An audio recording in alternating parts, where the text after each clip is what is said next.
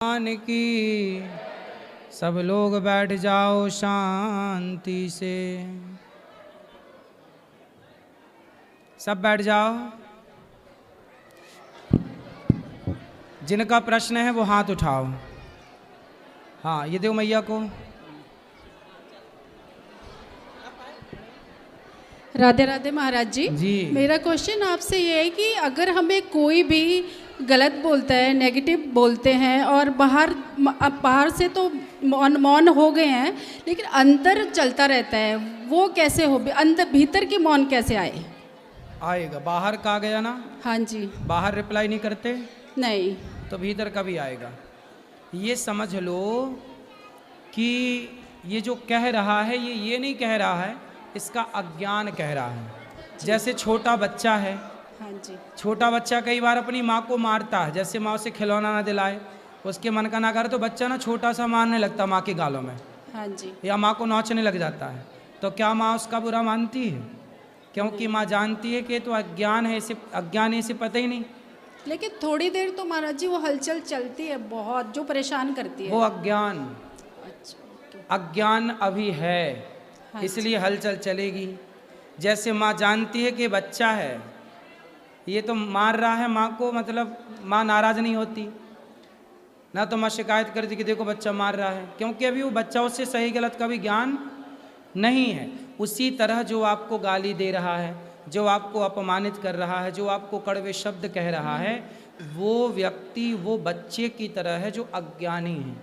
और उस अज्ञानी में हम गुस्सा क्यों करें जी? भाई, यहाँ कोई खड़ा हो के हम पे गुस्सा करने लग जाए तो हम उस पर नाराज क्यों हों?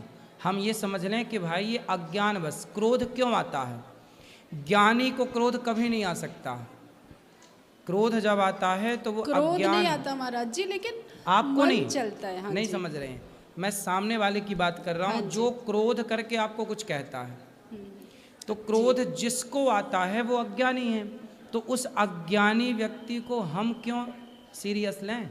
जी, हम उसे हल्के में ले, यार बच्चा है छोड़ो, क्यों बात करें। कुत्ते हमें देखकर भौंकते हैं तो उसे सीरियस लेते हैं आप? नहीं, ये कुत्ते ने हमें भौंक दिया, देख के बताओ। नहीं, ऐसे ही है, लोग हमें गाली दे रहे हैं, अपमानित कर रहे हैं, ये अज्ञान बस कर रहे हैं सामने वाले, उनका अज्ञान है।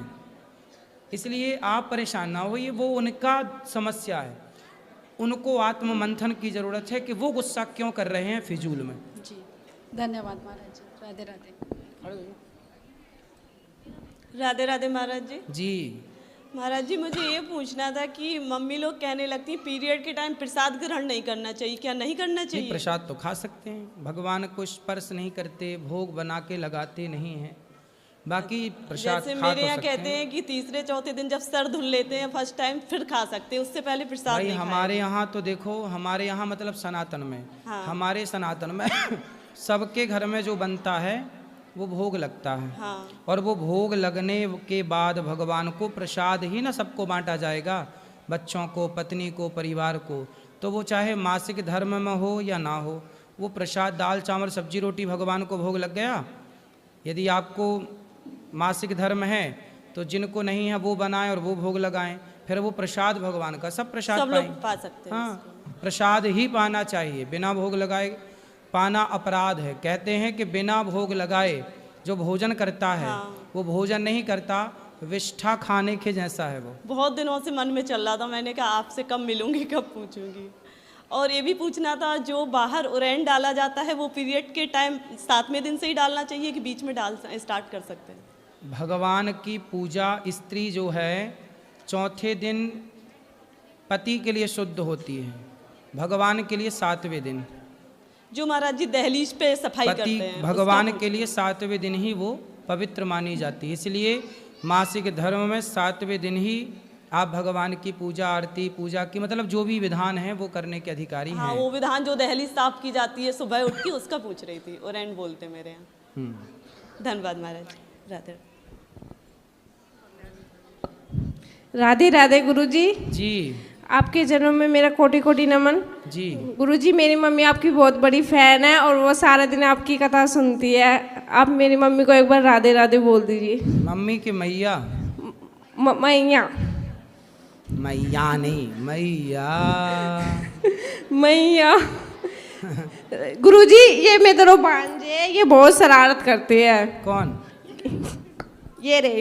हाँ, तो बच्चे शरारत नहीं करेंगे तो कौन करेगा? आप। गुरुजी ये बहुत ज्यादा करते हैं। ठीक है, करने दो, अभी बच्चे हैं, वो शरारत करते हैं, अच्छा है। Thank you. बच्चे तो करते हैं शरारत, करना भी चाहिए और करना चाहिए शरारत। दे उनको, भैया को दो। ए लाला भैया को दो। भैया आपको बात करनी है। जय श्री राधे। जी राधे राधे। मेरा प्रश्न बहन के साथ ही जुड़ा हुआ है। अगर कोई अपमान करता है और हम उसने जो अपमान हमारा किया और हम उसको सहन कर लें, तो हम देवता नहीं बनना चाहते, परंतु कानून के कारण हम कुछ कर भी नहीं पा रहे। ठीक है।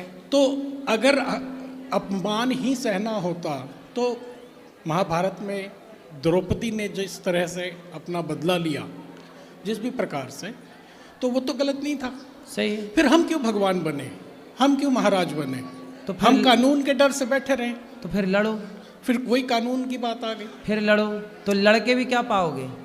एक सेटिस्फेक्शन हो जाती है कि अपमानित तो नहीं है ना मन, कम से अच्छा कम। देखो, अपमान किस तरह का होता है।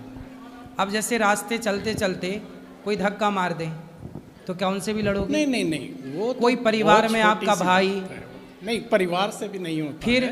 फिर कौन? फिर कोई दफ्तर ऑफिस का व्यक्ति आपको गाली दे हमारा दे। एम्प्लॉय, हाँ, तो आपका एम्प्लॉय है, जिसको 14 साल हमने अपने घर पे खिलाया, जिसने हमारा नमक खाया, हाँ, और उसी ने अपमान किया। उसने अपमान किया, हाँ और वो अपमान करके चला गया। हाँ। तो ये बताओ कि उसने अपमान करके क्या पा लिया? बहुत कुछ पा लिया, हमारा धन ले गया। तो धन ले गया तो उसके लिए आप कानूनी कार्रवाई करिए ना। धन कैसे ले जाएगा आपका? चोरी कैसे करेगा? एक्चुअली आपको पता ही है, कानून हमारे देश में थोड़ा सा वीक है, वो थोड़ा देखो सा कमजोर है। वो आपको उसकी लड़ाई लड़नी चाहिए कि आप धन कैसे ले गए। लेकिन रही बात अपमान की, जैसे कि आप मेरे साथ 14 साल से हैं, कहते हैं जो प्रतिपालें वही नरेशा। आपके घर का जो व्यक्ति है वो आपका पुत्र है, वो आपके बेटे के समान है। जो रोटी देता है ना वो पिता के समान हो जाता है। वो तो नहीं माने ना, मानने जिस थाली में खाया उसी थाली में छेद ये किया तो ना। देखो नमक हरामी है। नमक हरामी। तो नमक हरामी वो कर रहा है, हाँ जी। तो क्या उसकी तरह बिहेव आप भी करने लग जाएंगे? नहीं, अगर मैं करना आपको- होता तो मैं यहाँ हाँ, नहीं आता। मैं आपको जो समझा रहा हूँ वो आप समझिए। उसने किया ना वो गलत था, लेकिन आपके घर की 14 साल तक उसने रोटी खाई, माना की, ठीक है। तो आप कौन हो गए? उसके पिता। अब पिता के नाते वो गलती किया तो आप बिल्कुल उसके बारे में बुरा ना सोचिए, उसको जाने दीजिए, तू खुश रहे। हाँ, तूने चोरी की है, तूने मेरे बहन बेटी की तरफ गलत दृष्टि डाली है, तो उसका दंड उसे बिल्कुल मिलना चाहिए। लेकिन यदि उसने काम छोड़ दिया, क्योंकि ये प्रकृति, आज देखो ये ही ईमानदार लोग नहीं मिलते। आज ऐसे ही हैं कि जिसकी थाली पे खाते हैं उसी थाली पे छेद करते हैं। आज कुत्ता बल्कि ईमानदार है, आज के कुछ इंसान कुत्ते से बदतर हैं, गद्दार हैं। सच्चाई है ना? सच्चाई तो है। इन लोगों के साथ ना इसलिए कहते हैं कि किसी के मुंह भी मत लगाओ, किसी को मुंह इतना मत लगाओ कि बाद में कष्ट हो। उतना ही काम दो जितना वो करे, काम पे नज़र रखो कौन कैसा कर रहा है, बस वही गलती हो और ठीक ठीक से कि आज के युग में किसी पर आप भरोसा मत करिए। आपका ज़रूरत से ज़्यादा भरोसा ही आपको नुकसान पहुंचाएगा। यही गलती हो गई। भरोसा का संसार रहा ही नहीं। अब आंख बंद करके आंख बंद करके भरोसा आपका करना मतलब सामने वाले को चोर बना रहे हैं आप। बिल्कुल। इसलिए रिश्ता भाई भाई का और हिसाब पाई पाई का, ये कहावत है, ये बात है। अब इसमें आपने गलती कर दी तो उसने धोखा दे दिया। अब जब उसने धोखा दे दिया तो आप उससे लड़के क्या पाएंगे? चोरी की हो तो आप बिल्कुल केस डालिए, लीगल कार्रवाई करिए। लेकिन हमारे यहाँ बहुत सारे लड़के काम करते हैं, कोई छोड़ के चला जाता है, कोई कहे नहीं, उसके जाने का अफसोस नहीं है, उसके जाने का दुख नहीं है, परंतु जो वो करके गया ना, वो तो बस आपका आशीर्वाद है कि मैं यहाँ हूँ। अगर मेरी जगह कोई और होता तो शायद हार्ट अटैक ही आ जाता। सही। इसलिए ज़रूरत से ज़्यादा भरोसा मत करिए किसी बस पर। यही गलती हुई। काम सौंप देते हैं भरोसा के बल पर, और दुनिया ही भरोसे के योग है नहीं। बस ये लोग दंड पाएंगे ईश्वर की अदालत में। जब ये जाएंगे तो ईश्वर पूछेगा कि क्यों, जिसने तेरे ऊपर आंख बंद करके भरोसा किया तो उसकी खंजर पीठ में मार दी, तो ये हिसाब तो उसको देना ही पड़ेगा। चुकाना तो बस पड़ता मैं है। ये मतलब मेरे चाहने से तो खैर क्या होगा, ईश- हमारे सामने दंड मिले ना तो थोड़ा शांति हो ना जाएगी। ना मिलता है साहब। पितामह भीष्म जैसों को बाणों की सैया पर लेट के चुकाना पड़ा, बचा कौन? राम के पिता दशरथ जी तो भगवान के पिता हैं, लेकिन उन्होंने एक बेटे को मार दिया था तो उनको भी तड़प तड़प के मरना पड़ा, और भगवान के बाप को भी क्षमा नहीं मिली। तो ये संसार के लोग भले मौज उड़ा रहे हैं चोरी करके और गलत करके, लेकिन भोगना तो सबको पड़ेगा, यहीं भोगना पड़ेगा। और देर है, God mills grind slow but sure, ईश्वर के घर थोड़ा देर है, अंधेर नहीं। थोड़ा सब्र रखिए, लेकिन मैं आपसे प्रार्थना करूं, आप उसके बारे में बुरा मत सोचिए। उसका जो होगा उसके कर्मों के अनुसार वो तो होगा, लेकिन आप किसी के बारे में बुरा सोचेंगे तो पाप के भागीदार आप भी बन जाएंगे। आपको ये अधिकार नहीं है कि आप किसी का बुरा सोचें। सर्वे भवन्तु सुखिनः, आप सदा सबका भला करिए। आपका बुरा भगवान ने क्या होने दिया? नहीं। फिर तो उस पर भरोसा रखिए। जब उसने अभी बुरा नहीं होने दिया, आगे भी नहीं होने देगा। अपराधी वो है तो ईश्वर, अब ये ईश्वर की अदालत का केस है, आप बरी हैं, ईश्वर जाने और वो जाने। राधे राधे गुरुजी। जी मैं मुंबई बदलापुर से, मेरे मायके वालों और ससुराल वाले को राधे राधे बोल दीजिए। और मेरे पोता है ना, उन्होंने गौ माता के लिए छोटा गुडलक भेजा है। और मेरे को ये प्रश्न पूछना था कि वृंदावन परिक्रमा के बारे में जरा बताओ। वृंदावन गिरिराज जी की जो परिक्रमा लगाते हैं, कहा जाता है कि 84 लाख योनियों से मुक्ति मिलती है परिक्रमा लगाने से। जो हम बार बार जन्म मृत्यु की परिक्रमा लगा रहे हैं ना, इस जन्म मृत्यु की परिक्रमा से मुक्ति मिल जाती है वृंदावन की परिक्रमा करने से। और निधिवन के बारे में भी आपके मुझ से सुनना है। निधिवन जी से बिहारी जी प्रकट हुए, वो नित्य रास स्थली है भगवान जी की। वहाँ भगवान जी आज भी राधा रानी जी के संग आज भी रास रचाने के लिए आते हैं। ठीक है, राधे राधे जी।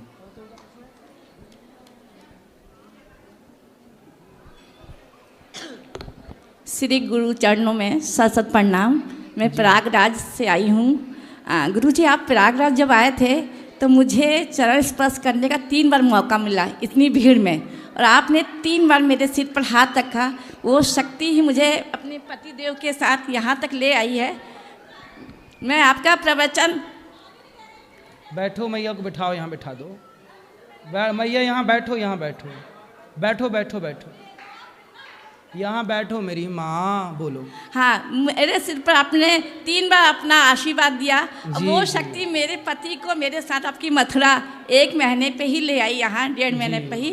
गुरुजी, मुझसे ये कहना है, जी। मैं एक विद्यालय में। छोड़ दो मैया को, बैठने दो। मैया बैठो, अभी बात कर लेना मेरी माँ। बैठ जाओ वहाँ सोफे में बैठ जाओ, सोफे में बैठा लो मैया को। बैठो बैठो बैठो बैठो, बोलो। गुरुजी, मैं एक विद्यालय में प्रधानाचार्य हूँ। अच्छा। और मेरे वहाँ लड़के और लड़कियाँ दोनों पढ़ते हैं। और स्त्रियाँ, जो पुरुष और स्त्रियाँ दोनों ही सर्विस करते हैं। ठीक तो है। पुरुष बल मुझे प्रधानाचार्य होने के कारण बहुत दबाना चाहता है, क्योंकि विद्यालय ऐसा चीज़ है कि मैं अगर उनके हिसाब से विद्यालय चलाऊंगी तो विद्यालय चला नहीं सकती।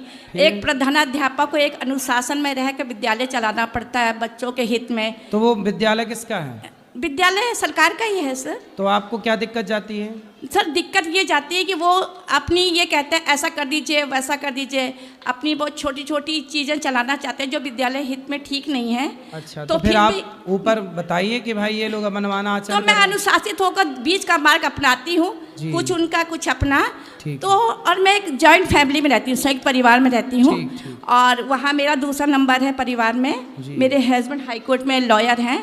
तो संयुक्त परिवार, स्कूल और उसके बीच में मैं, तो मुझे दोनों जगह निभाना पड़ता है।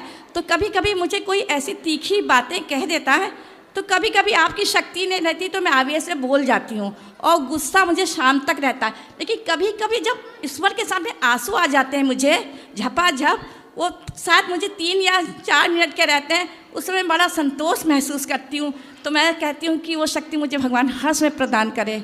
ठीक है, अच्छा, आपको ये शक्ति भगवान देते रहें और आप बहुत अच्छे से काम करते रहिए। जी जी, खुश रहिए। और मेरे परिवार को और मेरी दोनों बेटियों को खुश रहिए, सबको आशीर्वाद है। बैठिए, दो मैया को, लाल मैया को। राधे राधे गुरुजी, आपके चरणों में कोटि कोटि प्रणाम। जी मैया। मैं अयोध्या से आई हूँ। बताओ। सनातन धर्म से हूँ। शुक्ला कास्ट परिवार से। जी। अब हमारे सास ससुर वृद्धावस्था में हो गए हैं, 4 भाई हैं हम, उनके साथ अभी इस टाइम कोई नहीं है। आप 4 भाई हैं? हाँ जी। तो आप भाई हैं? नहीं, मतलब ये भाई हैं, मैं तो उनकी पत्नी बहू हूँ ससुर की। अच्छा। तो उनके साथ कोई नहीं है इस टाइम, इस वजह से बड़ा कष्ट हो रहा है, वृद्धावस्था में अकेले हैं वो इस टाइम। आपके कौन? फिर मैं उनकी सेवा में जाऊंगी, उनके साथ उनके चरणों में रहूंगी, फिर मैं कैसे रहूं कि या कुछ बोले या भाई कुछ बोले, मैं उनकी रह के सेवा कर लूं। वो कौन है आपके पिता? ससुर जी, पिताजी हैं। ससुर जी की सेवा करो। पति कहाँ हैं?